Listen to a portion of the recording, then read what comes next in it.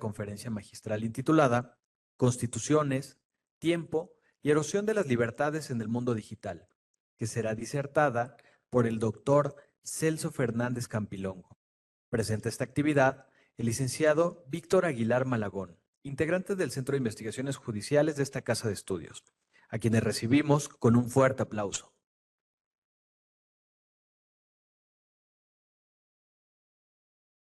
Cedemos el uso de la palabra al licenciado Víctor Aguilar Malagón.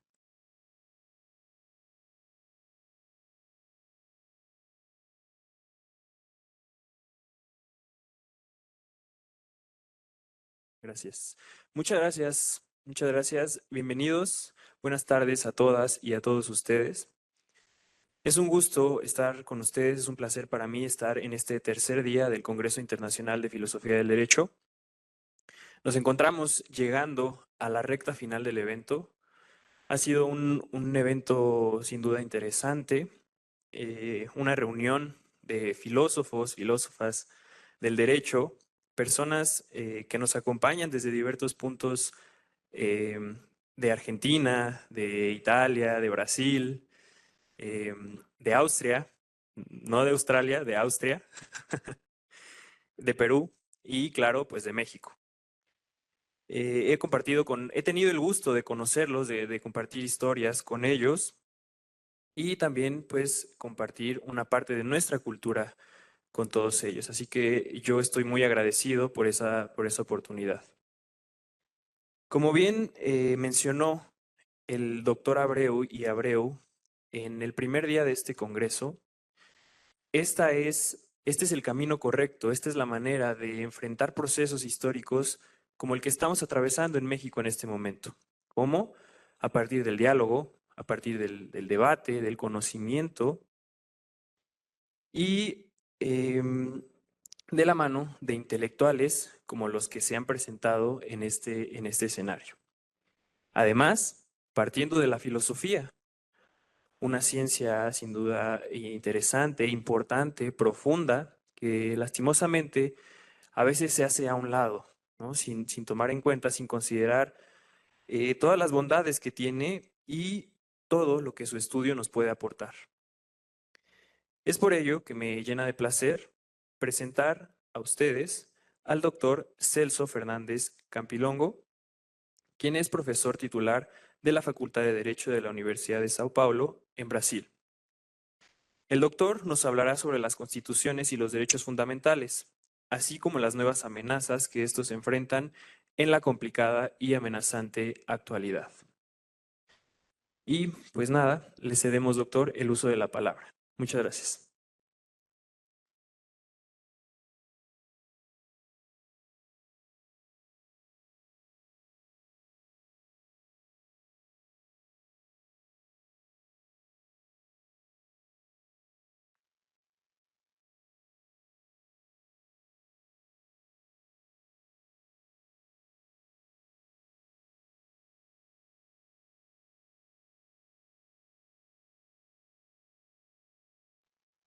Buenas tardes a todas y a todos. Debo empezar con los agradecimientos a la Escuela Judicial del Estado de México, en modo muy especial al profesor y mi amigo Javier Espinosa de los Monteros. Es un gran placer poder hablar para ustedes, poder estar acá en México. Después debo pedir también excusas por no hablar el español. Hablaré en una lengua inexistente. Hablaré en porto-itañol. 90% portugués. 6% italiano. Solamente 4% en español. Pero al final tengo hecho uso de esta lengua inexistente en diversos lugares, en diversos sitios, y increíblemente me entienden después. O por lo menos me dicen que me entienden. Espero que sea así también hoy. este es un momento muy difícil y particular en México por aquello que se vende en los noticiarios de los periódicos, en la televisión. Y debo decir que hace 2 días estaba en la Facultad de Derecho de la UNAM participando también de un otro seminario. En este otro seminario hablaron la ministra presidente de la Suprema Corte, Norma Piña, y también un otro ministro de la Suprema Corte, Juan Alcántara. Es cierto que a un extranjero, como es mi caso, que no conoce bien la situación política de México, no podemos hablar sobre el caso específico mexicano. Mas desde un punto de vista más abstrato, más general, se puede decir que aquello que está sucediendo en la Corte Constitucional mexicana no es lejos de aquello que acontece en diversas otras partes del mundo y también en mi país. Esto genera muchísimas preocupaciones que dicen respecto a las constituciones, al tiempo, a la erosión de las libertades en un mundo digital. Son, por tanto, en este tema, 4 divisiones: constituciones, tiempo, libertades y mundo digital. Probablemente, en relación al tiempo, la velocidad, la viralización, las interconexiones son la principal preocupación, la principal dificultad para entender la relación entre el mundo digital, las constituciones y las libertades. Si tuviese que hacer una pregunta también muy general, esta pregunta por trás de esta conferencia con este título así grande, yo diría que la pregunta es: en el mundo digital, ¿cambian, se modifican las nociones, los roles, la función del tiempo, de la Constitución o de las libertades? Yo tomo de empréstimo un libro publicado hace 2 años en Brasil de un profesor brasileño que enseña en Alemania y se llama Ricardo Campos. Ricardo Campos escribió un libro que se llama Metamorfosis del Derecho. Derecho, tiempo y tecnología. Este libro ganó hace 2 años el premio del mejor trabajo de doctorado de sociología, teoría del derecho en Alemania hace 2 años, 3 años. Y después participó de una competición europea de tesis de doctorado, una especie de Champions League de la teoría del derecho. Y ganó también la Champions League. Su trabajo fue considerado el más importante en aquel año en esta competición de teoría y sociología del derecho. Sin ninguna duda, es un libro importante, muy interesante. Pero el trabajo de Campos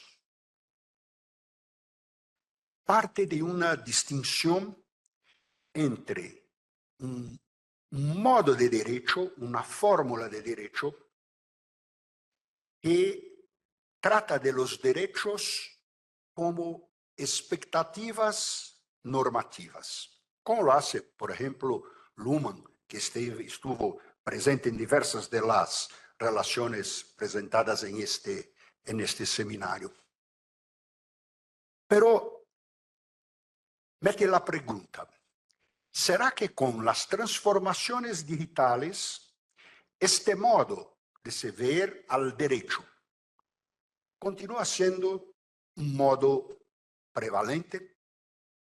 ¿O en el posto de las expectativas normativas estamos diante del desafío de la sfida de saber si los grandes bancos de datos, si los grandes conglomerados de informaciones, si las plataformas digitales, la inteligencia artificial, no están poco a poco prendiendo el puesto que antes pertenecía a las expectativas normativas. Esta es la hipótesis general con la cual trabaja el profesor Campos. En esta diferencia entre expectativas normativas de un lado y bancos de datos de otro lado, podemos meter otras distinciones, otras dicotomías. Por ejemplo, las expectativas normativas lidan principalmente con las palabras, con los textos, con los escritos. Los bancos de datos, al revés, trabajan principalmente con los números. Esta es ya una diferencia muy importante. Podemos decir que en un modo similar a aquello que hacen las expectativas de derechos, las expectativas normativas, tenemos una figura como, por ejemplo, los intelectuales clásicos. Cuando pensamos en los bancos de datos, en los números, en el puesto de los intelectuales podemos meter a los influencers. ¿Qué cosas son los influencers? Pero acá también tenemos diferencias. Podemos pensar en el lado de las expectativas normativas en la formación de la opinión pública. Al reverso, podemos pensar que los bancos de datos, las plataformas digitales, trabajan con likes, no con opinión pública. Podemos también pensar que, sino a las expectativas normativas, están los institutos de la democracia representativa, por ejemplo, o entonces los electores. Al reverso, del lado de los bancos de datos, podemos, para efectos didácticos, pensar en figuras como el populismo, la polarización, la democracia plebiscitaria, y no en electores, pero en algo, no sé si en español es el sentido es el mismo, en seguidores. ¿Qué son los seguidores? Es diverso del elector que hace una escolla, que hace una elección. ¿Qué son los seguidores que hacen likes, que ofrecen estos grandes números agregados? Podemos continuar en esta distinción y pensar que las expectativas normativas o la democracia representativa no viraliza o no viraliza con la rapidez, con la velocidad con las cuales se viralizan los números, los influencers, los likes.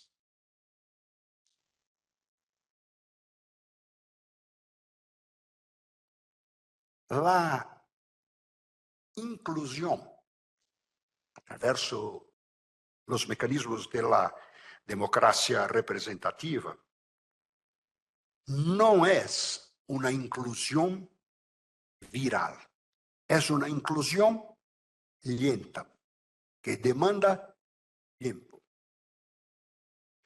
Al reverso de esto, en forma general, las exclusiones costuman ser virales, viralizan muy rápidamente. Pero, por ejemplo, si uno está excluido de la habitación, se está excluido de la escuela, por ejemplo, prácticamente esto se extiende a todos los campos de la comunicación.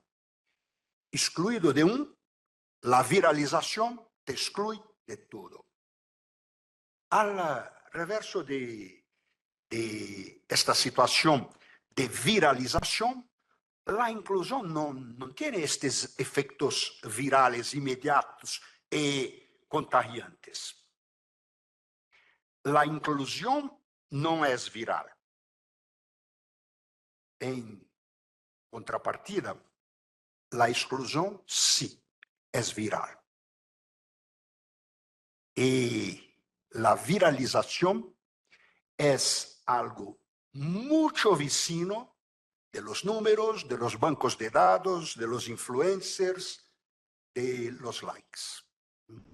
Esto todo sirve para pensar en un cuadro general sobre las relaciones entre constitución, tiempo y erosión de las libertades en un mundo digital.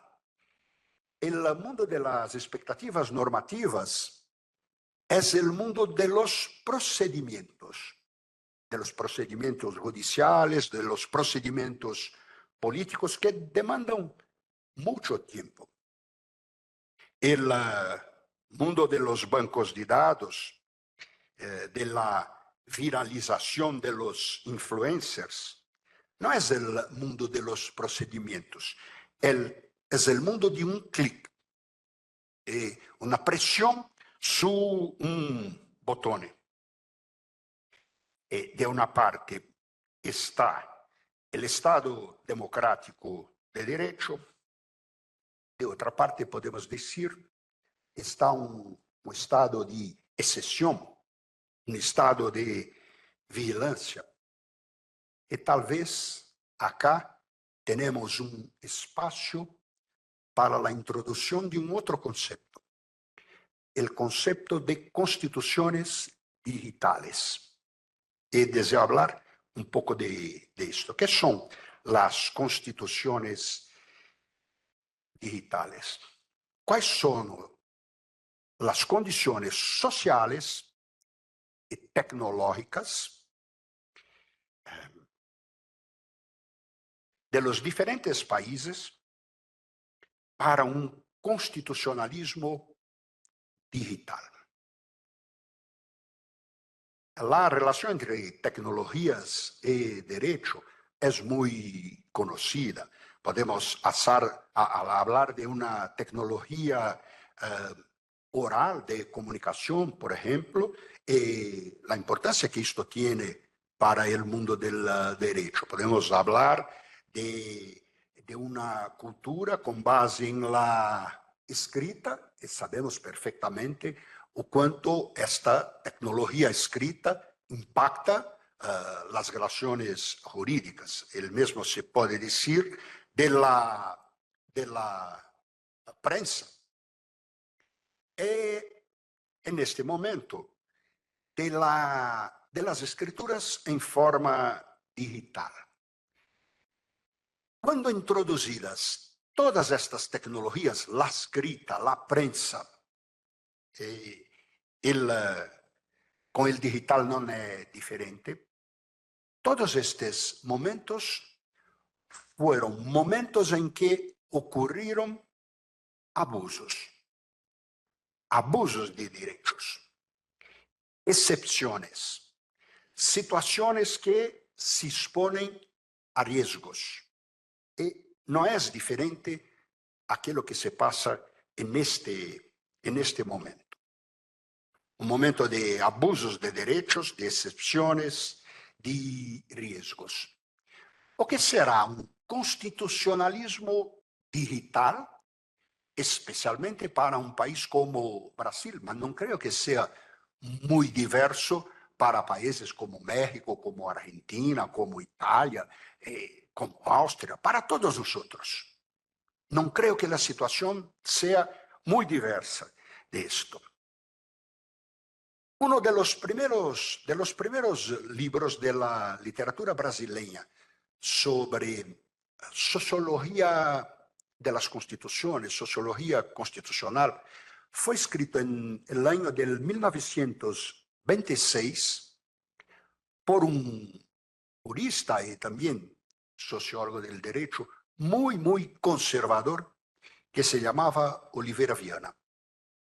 Oliveira Viana escribió en esta data un libro intitulado, llamado El idealismo de la Constitución. En este libro, Oliveira Viana decía respecto de la primera Constitución brasileña, una Constitución del 1824, una Constitución monárquica, una Constitución imperial y una Constitución otorgada por el rey.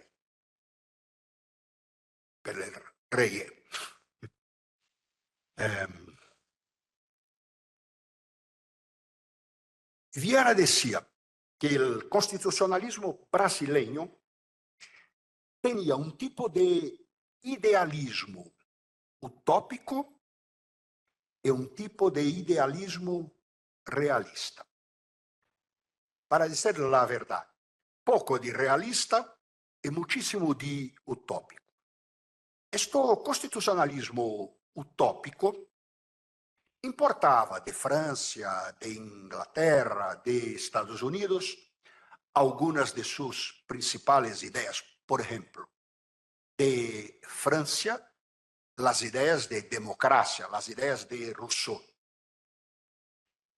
Por exemplo, de Inglaterra, importava as ideias de parlamentarismo, de constitucionalismo monárquico.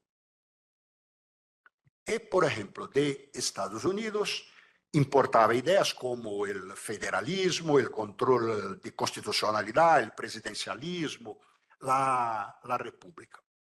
Pero, decía Viana, todas estas ideias, todos esses tipos de constitucionalismo, em seus países, exceção hecha a una crítica que le hace al constitucionalismo francés. En todos estos países, el constitucionalismo tenía una relación de mucha adherencia, de mucha proximidad con la estructura social de estos países, diversamente de aquello que sucedía en Brasil. Por esto, la importación de estas ideas caracterizava, segundo ele, um constitucionalismo utópico. Pero uma parte deste constitucionalismo foi muito realista. Um país como o Brasil conseguiu, com sua constituição, desde o Império, manter um grandíssimo território como é o território de Brasil. Esta é uma conquista da Constituição brasileira, do sistema político. Não era exclusivamente utópico. Alguma coisa de realista nós tínhamos em la nossa Constituição. Há uma expressão em português, não sei qual é o equivalente em en México, en Argentina, en la lengua española. En Brasil, muchas veces nos decimos que una cosa es una cosa para inglés ver. ¿Qué significa una cosa para inglés ver? Las calles eran sujas, no eran bellas, no tenían flores, pero cuando un inglés importante llegaba en Brasil, metían todo limpio, flores en las calles, solo para inglés ver. Después que el inglés se andaba, todo tornaba a la normal. Y muchos analistas del constitucionalismo brasileño decían que el nuestro constitucionalismo era un constitucionalismo para inglés ver, un constitucionalismo de fachada, un constitucionalismo simbólico.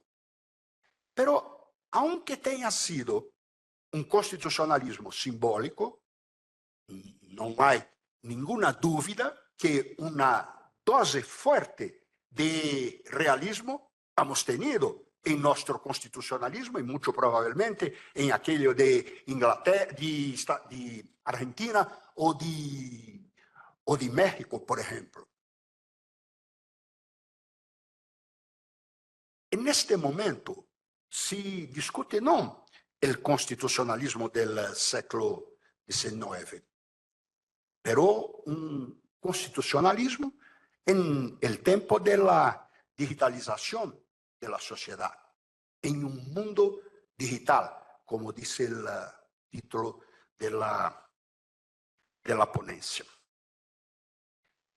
Y tenemos en este momento el riesgo igual a aquello del constitucionalismo brasileño del 1824, de crearmos un tipo de constitucionalismo digital completamente copia, reproducción de aquello que se hace, no lo sé, en China, en Europa, en Estados Unidos, en forma totalmente utópica y desplegada de la realidad brasileña o de la realidad de la América Latina, por ejemplo.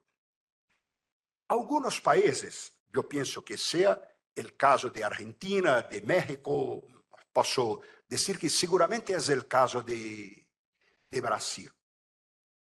Basta se tomar como ejemplo esta conferencia. En la entrada tenemos un QR code donde con el celular los alumnos pueden registrar sus presencias en la conferencia. O entonces, a la fin de mi ponencia, verá en el telón, en esta tela, un otro QR code para que se haga una valutación, una avaliación de la ponencia. En poquísimos minutos, a aquellos que se den al trabajo de hacer una evaluación, por favor, hacen una buena evaluación de la mía ponencia. Like. Todo eso en poquísimo tiempo, en poquísimos segundos, será posible saber cuáles fueron las ponencias más brillantes, las ponencias más interesantes, aquellas que eran muy aburridas. En poquísimos segundos se hace una avaliación de este tipo, todo digital, todo con mucha velocidad. Hoy en los estadios de fútbol, pienso que en Brasil, en todos los países, todos los tickets para entrar en un juego, una partida de fútbol, son tickets comprados electrónicamente por internet. Y después, para adentrar en el estadio, se hace con el reconocimiento facial, todo electrónico. Esto no es una realidad del primer mundo, es una realidad de nosotros también. En Brasil, por ejemplo, con un colegio de electores de más o menos 150 millones de electores, las elecciones, si pasan en 2, 3 horas después de las elecciones, tenemos los resultados en forma digital, en forma electrónica, en forma muy segura. Podemos pensar, por ejemplo, en el sistema bancario, el sistema financiero brasileiro. Los bancos están con sus operaciones todas digitalizadas y conectadas al gobierno central, al gobierno federal, todo digital. Pensemos también en las decisiones judiciales. La justicia brasileña es dividida en justicia federal, justicia estadual, una cosa parecida con la justicia administrativa. Todo, absolutamente todo está digitalizado. Los bancos de datos que tenemos sobre las finanzas, sobre los bancos, sobre el gobierno, el ciudadano, las decisiones judiciales, es casi completo, casi total. La utilización de estos datos para los países que están con este grado de digitalización pueden ser hechas tanto en modo de garantizar las libertades como al reverso, serem utilizados para destruir completamente las libertades. Las dos cosas son posibles.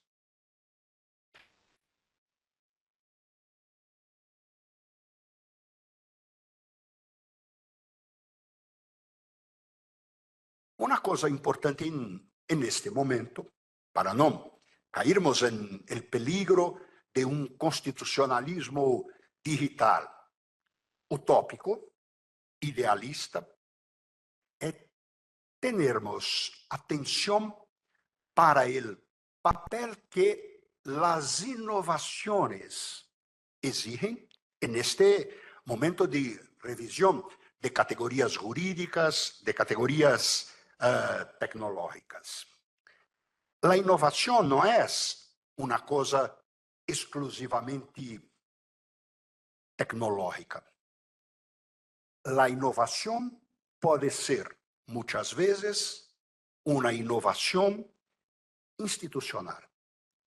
En las constituciones, el derecho tiene para la innovación tecnológica una contribución absolutamente esencial. El rector de mi universidad, cuando asumió hace 2 años el rectorado de la Universidad de São Paulo, una de sus primeras actitudes fue crear una comisión de profesores, de expertos de la Universidad de São Paulo para visitar algunas de las más importantes universidades de Estados Unidos y de Canadá, muy conocidas porque trabajan en modo muy exitoso con la idea de innovación. Estos tipos pasaron como 2 meses en Estados Unidos hablando con personas de diferentes universidades. Y me dijo el jefe de esta delegación de profesores, me invitó para una conversación con él en su cubículo, en su gabinete de la universidad, para decir el siguiente. En todos los sitios donde estivemos, en todos los sitios, nosotros nos presentábamos, era un médico, un profesor médico, otro un ingeniero, uno un físico y otro un químico. En todos los sitios, las contrapartes de Estados Unidos y de Canadá les preguntaban, pero ¿dónde están los juristas de esa comisión? Ellos, químico, físico, ingeniero, si olhavam unos a los otros y no tenemos ningún jurista en esta comisión. En todos los sitios, me dijo el que es el prorector, el vicerrector de innovación de la Universidad de São Paulo. En todos los sitios, los interlocutores les dijeron, es imposible hacer innovación tecnológica sin tener innovación jurídica. Esto es una cosa muy importante para pensarmos el constitucionalismo digital. ¿Cuál es el tipo de libertad que las constituciones digitales deben garantizar si la innovación tiene este papel central en la sociedad del conocimiento, en la sociedad del mundo digital?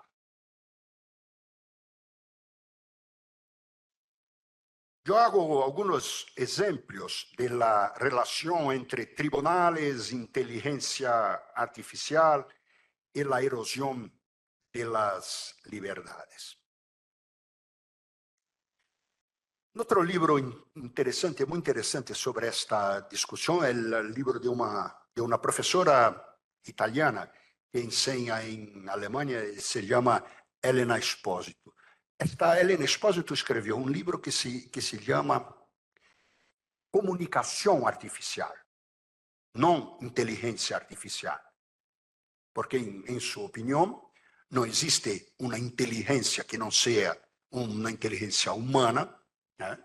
E o que existe é um tipo de comunicação artificial. Quando pensamos en la comunicación, pensamos en la comunicación entre las personas. Pero el mundo digital introduce unas novedades importantes en este campo. Yo tengo en mi casa una máquina que se llama Alexia. Para la Alexia se puede hacer preguntas. Y yo digo a Alexia, me voy en los próximos días a Toluca. ¿Cómo estará el clima, la temperatura en Toluca en los próximos días? Y la Alexia me respondió, el clima será así, asado, de este modo, de aquel modo. Y después, a la fin, me deseó buen viaje. Y yo, educadamente, respondí, muchas gracias. ¿Es esto un diálogo entre una persona y una máquina? ¿Esto es comunicación o estamos hablando de una cosa completamente diversa? ¿Es inteligencia artificial o un tipo de comunicación artificial, como dice la profesora Esposito? Es peor. Podemos pensar también, no en comunicación entre una persona y una máquina, una persona y su computadora, una persona y las plataformas digitales, pero podemos pensar en comunicación entre las máquinas. ¿Es esto comunicación? ¿Existe responsabilidad de quién por la comunicación entre las máquinas? Los problemas jurídicos son enormes, son grandísimos para estas situações.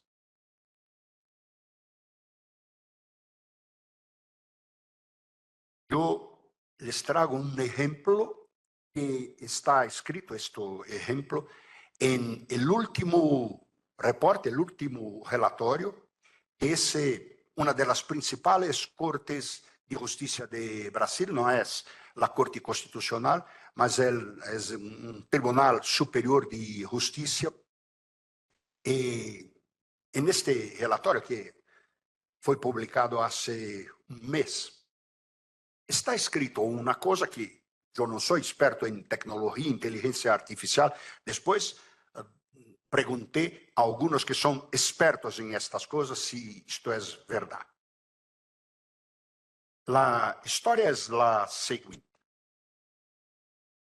Es una pregunta hecha a a inteligência artificial, al chat GPT. Juan jugó con su hija María. Juan tiene 3 hijas, Ana, Julia y Norma. ¿Cuántas hijas tiene Juan? A esta pregunta simple que nosotros que no tenemos inteligencia artificial responderíamos muy fácilmente. 4 hijas. La máquina sistemáticamente responde 3 hijas, porque prendió la frase isolada con el nombre de las 3 hijas y no fue capaz de hacer una conexión que para nosotros es muy elementar. Y yo pensaba, pero esto es un problema que se puede resolver muy fácilmente. Ingenuamente pensaba esto, porque pregunté a los expertos, verdaderamente a algunos ingenieros de estos que fueron conocer las universidades que trabajan con innovación. Y todos ellos me dijeron que no es un problema sencillo, no es un problema simples de se resolver. Entonces, ¿qué tipo de libertades debemos proteger, tutelar en las constituciones de un mundo que se expone de esta forma a las máquinas? La misma encuesta, la misma investigación del Tribunal Superior de Justicia de Brasil preguntaba a los técnicos, a los asesores que trabajan directamente con los jueces. Y ayudan muchas veces, hacen los fallos, las decisiones para los jueces. Preguntaba a ellos: ¿ustedes trabajan con inteligencia artificial? ¿Usan para el trabajo en el tribunal inteligencia artificial? Y como 50% de los asesores de los jueces dijeron no. Probablemente una mentira. Muy probablemente una mentira. Porque tienen miedo, no saben si es legal, si no es legal, si el juez está de acuerdo o no está de acuerdo. Entre los otros 50% que dijeron, nosotros hacemos utilización de inteligencia artificial. De estos 50%, 80% dijeron que los jueces para los cuales trabajaban no sabían que ellos utilizaban inteligencia artificial. Era un profesor de mi universidad que preparó esta encuesta y presentó esta encuesta directamente a los jueces, que son pocos los jueces del Tribunal Superior de Justicia, y todos ellos se quedaron como espantados, cómo utilizan estas cosas y no dicen nada a los jueces. Pero es esto que acontece, que se sucede. Y muchas veces las nuestras libertades están en las manos de una máquina que no sabe decir cuántas hijas tiene Juan. Estos son los problemas para las libertades en un mundo de este tipo. Yo me encamino para la conclusión de mi ponencia y prendo como ejemplo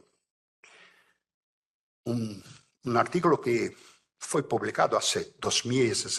Es un artículo reciente de un profesor portugués, no brasileño, mas que es muy conocido en toda América Latina y también muy conocido en Europa, que es un profesor de la Universidad de Coimbra que se llama Boaventura de Sousa Santos.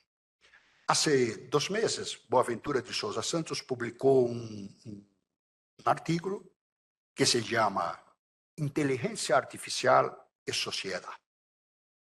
Y Boaventura toma como ejemplo una frase de un filósofo muy conservador que se llamaba Schopenhauer, que hace una distinción entre el brillante y el genio. Para explicar un poco, genial, brillante, genio, genial. El genial, el brillante. Y decía que para Schopenhauer, el brillante es aquello que es capaz de trabajar con bancos de datos, con grandes números, de hacer conexiones en modo muy rápido, que trabaja con una velocidad muy expresiva, muy grande, pero con el material ya existente, ya disponible. En este sentido, podemos decir que la inteligencia artificial es una inteligencia brillante. Trabaja con bancos de datos, trabaja con el pasado acumulado por los bancos de datos. Pero el genial hace una otra cosa. El genial piensa el nuevo, piensa la innovación, tiene una imaginación creativa, piensa en el no existente. Lo que no está en los bancos de datos. La inteligencia artificial, segundo Boaventura de Souza Santos, no hace nada de esto. No tiene nada de inteligente para pensar, por ejemplo, un mundo no pensado. No es creativa. No es capaz de diseñar las diversas posibilidades de futuro. Mi conclusión. Un constitucionalismo digital deve levar em conta, levar em consideração quais são as bases de nossos países para fazer inovação, para garantizar liberdades. E para isso, deve criar este constitucionalismo digital uma nova camada, um novo tipo de proteção de las liberdades. La protección de las libertades que garantizan, que permitan el florecimiento de una sociedad de geniales. Muchísimas gracias.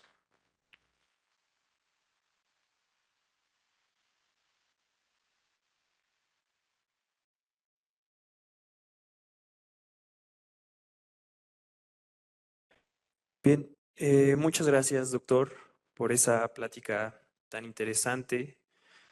Agradezco mucho que nos haya compartido una parte de su conocimiento. Compañeros, compañeras, hemos visto una plática, una charla muy interesante sobre la cual quiero resaltar 2 aspectos. Primero, cómo el doctor ha insertado el constitucionalismo, su tema, dentro de la actualidad. Hizo mención de palabras como likes, como seguidores, como influencers. Esto como una muestra muy interesante desde mi punto de vista de cómo la filosofía y el derecho son ciencias en constante movimiento, en constante actualización, que nos pueden seguir sirviendo como herramienta, como apoyo para entender mejor el presente y para poder enfrentarlo de mejor manera. incluso en tiempos contemporáneos, ¿no? En 2024, casi 2025.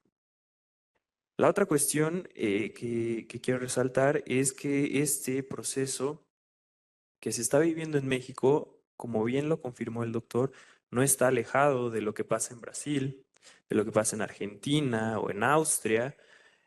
Y esto es lo interesante, con lo que yo me quedo de reuniones, de congresos como este, el compartir el conocimiento, el aprovechar que los estudiantes aprovechen de tener en este escenario a personas como el doctor, como las personas que han pasado antes, que nos comparten una parte de su conocimiento.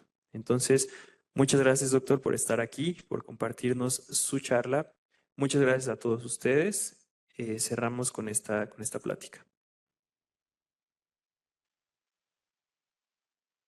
Agradecemos la brillante participación de nuestro conferencista. A continuación, el licenciado Víctor Aguilar Malagón hace entrega de un merecido reconocimiento al doctor Celso Fernández Campilongo por su destacada disertación.